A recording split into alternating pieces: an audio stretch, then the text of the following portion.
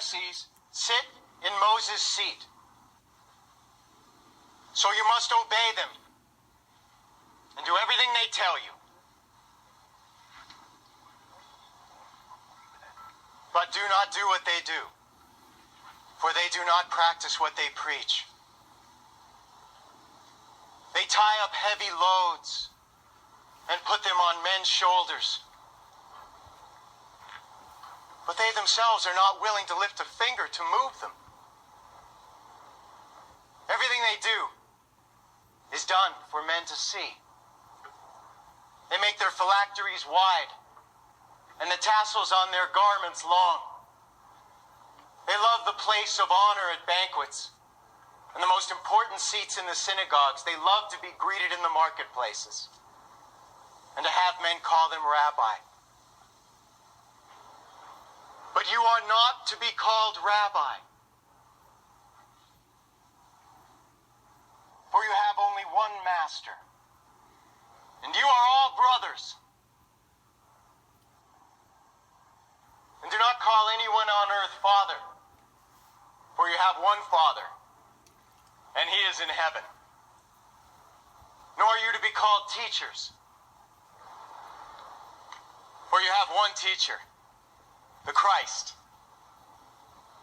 The greatest among you will be your servant.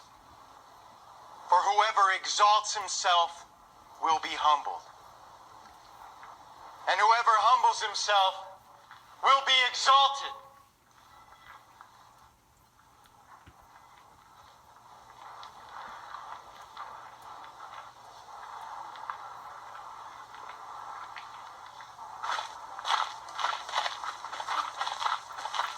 Woe to you, teachers of the law and Pharisees, you hypocrites!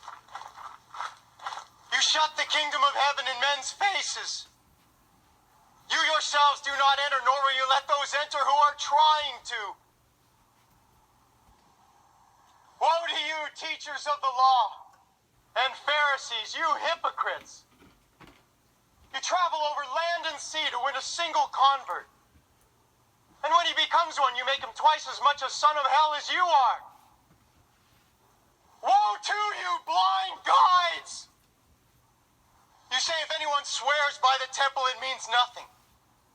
But if anyone swears by the gold of the temple, he is bound by his oath. You blind fools! Which is greater? The gold or the temple that makes the gold sacred? You also say, if anyone swears by the altar, it means nothing. But if anyone swears by the gift on it, he is bound by his oath. You blind men, which is greater? The gift or the altar that makes the gift sacred? Therefore, he who swears by the altar swears by it and by everything on it. And he who swears by the temple swears by it and by the one who dwells in it.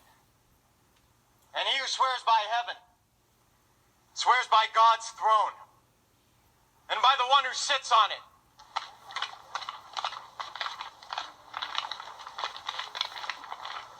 Woe to you, teachers of the law and Pharisees, you hypocrites! You give a tenth of your spices, mint, dill, and cumin, but you have neglected the more important matters of the law: justice, mercy, and faithfulness. You should have practiced the latter without neglecting the former. You blind guides! You strain out a gnat, but swallow a camel. Woe to you, teachers of the law and Pharisees, you hypocrites! You clean the outside of the cup and dish, but inside they are full of greed and self-indulgence. Blind Pharisee! First clean the inside of the cup and dish, and then the outside also will be clean. teachers of the law and Pharisees, you hypocrites! You are like whitewashed tombs, which look beautiful on the outside, but on the inside are full of dead men's bones and everything unclean.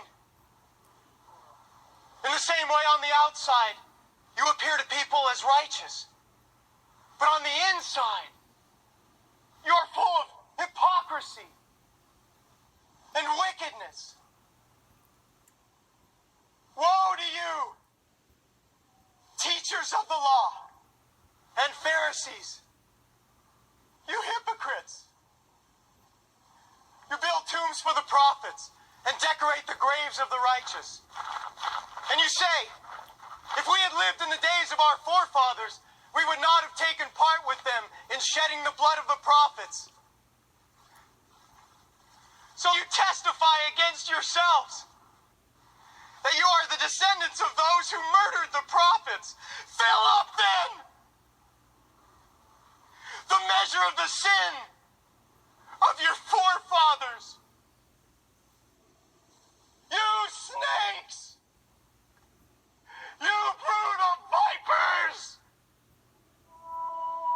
How will you escape being condemned to hell?